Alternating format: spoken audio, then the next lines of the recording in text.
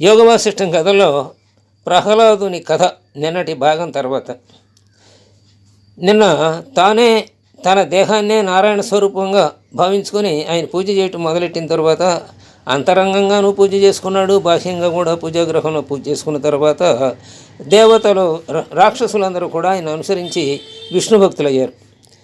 ఇది చూసిన తర్వాత దేవతలకు భయం వేసింది. వశిష్ఠుల వారు చెబుతున్నారన్నమాట రాముల వారికి, ఓ రామా, దైత్యులందరూ విష్ణు భక్తులయ్యారు. ఆ వార్త స్వర్గానికి చేరింది.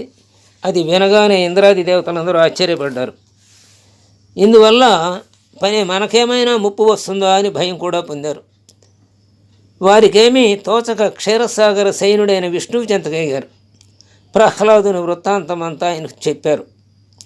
అప్పుడు ఇంకా దేవతలు ఏమంటున్నారంటే, ఓ దేవా, విష్ణుమూర్తి ఇలా అంటున్నారన్నమాట, నీతో ఎప్పుడు విరోధంతో ఉండే దైత్యులు నీ ఎడ భక్తి కలిగి తన్మయులై ఉండటానికి కారణం ఏమిటి? ఇదంతా మాయగా తోస్తుంది. నీ భక్తుల తపస్సులని ధ్వంసం చేసే దానవులు ఎక్కడ? ఉత్తమ బ్రాహ్మణ జాతికి కూడా దుర్లభమైన విష్ణు భక్తి ఎక్కడ? ఎడారిలో తామరకొలను అన్నట్లు విచిత్రమైన ఈ దైత్య ప్రవృత్తి మాకు ఆనందాన్ని ఇవ్వటం లేదు అన్నారు. ఎప్పుడైనా చెడ్డవాడు మంచివాడిగా మారినట్లు మనకు కనబడితే అంత తొందరగా నమ్మం కదా. ఇది ఎందులో ఏదో కిటుకుంది, వీడేదో మనం మోసం చేయడానికి ప్రయత్నిస్తున్నాడు నమ్మించి అని అనుకుంటాం కదా. అలాగే దేవతలు, రాక్షసులందరూ విష్ణు విరోధులైన రాక్షసులు ఇవాళ విష్ణుమూర్తికి భక్తులైతే దేవతలకి అదే అనుమానం కలిగిందన్నమాట. అప్పుడు విష్ణు భగవానుడి దగ్గరికి వచ్చి వాళ్ళు ఇలా మొరపెట్టుకున్నారు కదా, వాళ్ళ భక్తిలో నిజమెంతో అర్థం కావటం లేదు అని.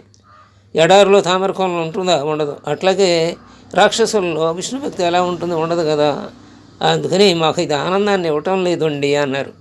అప్పుడు విష్ణు భగవానుడు ఆ దేవతలతో ఎలా అంటున్నాడు, ఓ దేవతలారా, ప్రహ్లాదుడు నా భక్తుడు, చింతించవద్దు. వానికి ఇదే చివరి జన్మ, అంటే ఇక మోక్షమే ఆయనకి. శత్రునాశకుడైన అతడు ఈ జన్మలోనే మోక్షానికి అర్హుడవుతాడు. గుణవంతుడు గుణహీనుడుగా మారితే అనర్థదాయకం అవుతుంది, కానీ గుణహీనుడు గుణవంతుడైతే అది మంచిదే కదా. ఓ దేవప్రముఖులారా, మీరు మీ లోకాలకు వెళ్ళండి. ప్రహ్లాదుని సుగుణాల వల్ల మీకు ఏ హాని ఉండదు. అంటే ప్రహ్లాదుడు సహజంగా మంచివాడు కదా. అందుకే తన తండ్రి మరణానికి ఒక విధంగా తానే కారకుడయ్యాడు కదా.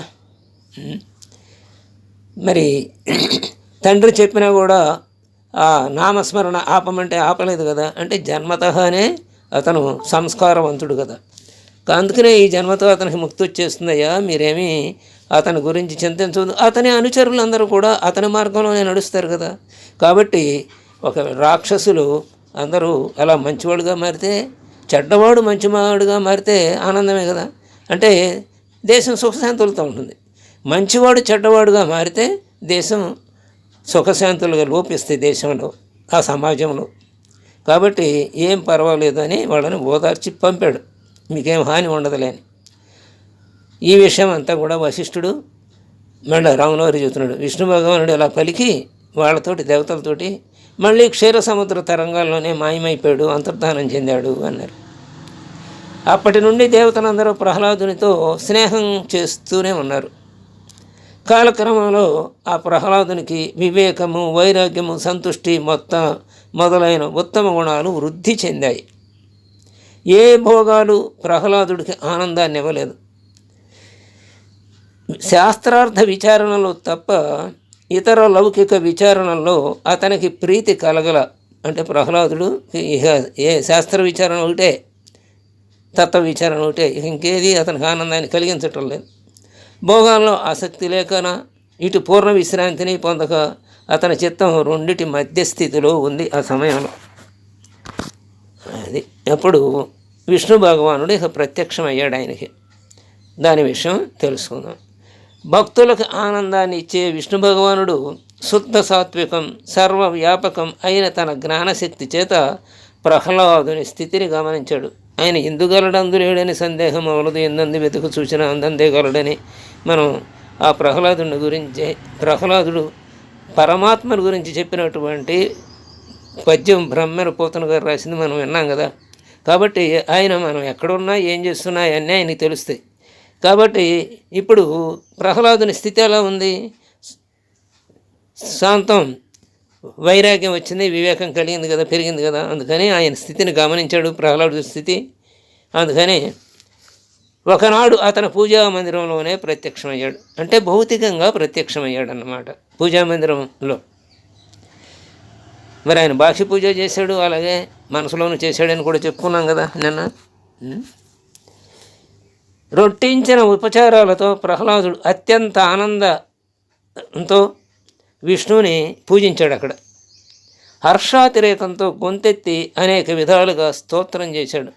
మనం కూడా మనకి ఇష్టలైన వారు రాగా వచ్చారనుకోండి, లేకపోతే మనం వాళ్ళ కోసం ఆసక్తిగా ఎదురు చూస్తుంటే మనం కూడా ఎంతో ఆనందంతో ఆలింగనం చేసుకుంటాం, వాళ్ళకి కావలసిన ఉపచారాలన్నీ చేస్తాం. అలాగే విష్ణువుని అంత ఆదరణతో పూజించాడు అన్నమాట ఉపచారాలతో. ఇప్పుడు ఇతరుడి కంటే రెట్టించిన ఉత్సాహంతో అనేక విధాలుగా గొంతెత్తి స్తోత్రం చేశాడు. అప్పుడు నేల కమలం వంటి దేహంతో ఒప్పి ఆ విష్ణు భగవానుడు ప్రహ్లాదునితో ఎలా పలుకుతున్నాడు. విష్ణువుగా ఏమంటున్నాడంటే ప్రహ్లాదుడితో, ఓ దైత్యకుల చూడమని ప్రహ్లాద, భావదుఃఖం మరల కలగకుండా ఉండేటట్లు ఏదైనా వరం కోరుకో అన్నాడు. చూసారా, అంటే తరింపజేయటానికి పూనుకున్నాడు కదా తానే, అందులో మరి మోక్షం ఇవ్వాలి. అందుకని ముందే హెచ్చరికగా అది కూడా చెప్పేశాడు, తరింపటానికి. అదే మరల భవదుఖం కలగకుండా, అంటే మరల జన్మ లేకుండా ఉండటానికి కావాల్సిన వరం కోరుకోవయ్యా అన్నాడు. మరి అదే సుకుంభకర్ణుడికి నెత్తి మీదకి వెళ్ళి ఆ నాలుక మీద కూర్చుని సరస్వతీదేవితోటి బ్రహ్మ అనిపించాడు, నాకు 6 నెలలు నిద్ర కావాలి, 6 నెలలు అన్నాడు. అలా మనకు ఆ అనుగ్రహం, భగవంతుని అనుగ్రహం కూడా ఉండాలి మనం కోరుకునే సమయంలో. అంటే మనకి ఏది ప్రాప్తింపచేయాలో మన శక్తిని బట్టి, మన కృషిని బట్టి భగవంతుడు ఆ కోరిక కలగజేస్తాడేమో అని కూడా అనిపిస్తుంది ఇప్పుడు. కాబట్టి అయితే మనం నిరంతరం మోక్షం మోక్షం మోక్షం అనుకుంటూ ఉండగా మనకి ఎప్పుడు ఎవరే అడిగినా నాకు మోక్షమే కావాలని చెప్పామనుకోండి, అప్పుడు వీడు గట్టిగానే పట్టుకున్నాడు రా దీన్నే, కాబట్టి ఇతనికి మోక్షమే ఇవ్వాలని అప్పుడు నిర్ణయిస్తాడు. జారకుండా, పట్టు విడవకుండా ఉండాలన్నమాట. అప్పుడు ప్రహ్లాదుడు మరి కోరుకోమన్నాడు కదా భవదుఖం లేని కోరిక. అప్పుడు ప్రహ్లాదుడు అంటున్నాడు, సర్వసంకల్ప ఫల ప్రదాతమైన ఓ పరమాత్మ, ఏది అత్యంత శ్రేష్టమో అది నాకంటే మీకే బాగా తెలుసు. కాబట్టి భారం ఎవరి మీద వేసేసాడు? ఆయన మీదే వేసేసాడు, భగవానుడి మీద. తాము దేన్ని సర్వోత్తమమని భావిస్తారో అట్టి వరాన్నే నాకు వసగండి. ఇది మనం బాగా గుర్తుంచుకోవాల్సింది. నిజంగా మనకు దేవుడు ప్రత్యక్షమై ఏదైనా కోరుకోమంటే మీరు నన్ను ఎలా అనుగ్రహించాలనుకుంటే అలా అనుగ్రహించండి, ఆ శ్రేష్టమైనది ఏదో మీకే తెలుసు కాబట్టి ఆ శ్రేష్టమైనది మీరే నాకు అనుగ్రహించండి అని మనం కోరుకోవాలన్నమాట. అప్పుడు విష్ణువు అంటున్నాడు ప్రహ్లాదుడితోటి, పాపరహితుడనై ఓ ప్రహ్లాదుడా, సంసార భ్రమను నశింపచేసుకోవటం కోసం, పరమానందదాయకమైన ముక్తి ఫలం కోసం బ్రహ్మనందు విశ్రాంతి దొరికే వరకు నీవు తత్వ విచారం చేస్తూ ఉండు. మరి జన్మ ఉంది కదా, మోక్షం ఇవ్వాలి. మరి మోక్షానికి కారణం ఏంటంటే తత్వ విచారణ జరగాలి. ఇప్పుడు ఇక రెండోది ఉండకూడదు, సంసార భ్రమ నశించాలి. కాబట్టి ఓ ప్రహ్లాదుడా, సంసార భ్రమ నశించాలి, నీకు పరమానందమైన ముక్తి ఫలం కావాలి. కాబట్టి ఏం చేయాలంటే నువ్వు బ్రహ్మానందం నందు విశ్రాంతి దొరికే వరకు కూడా, అంటే ఆనందాన్ని నువ్వు పొందే వరకు తత్వ విచారణ చెయ్యి, నీ జన్మంతా దానికే వెచ్చించు అన్నాడు.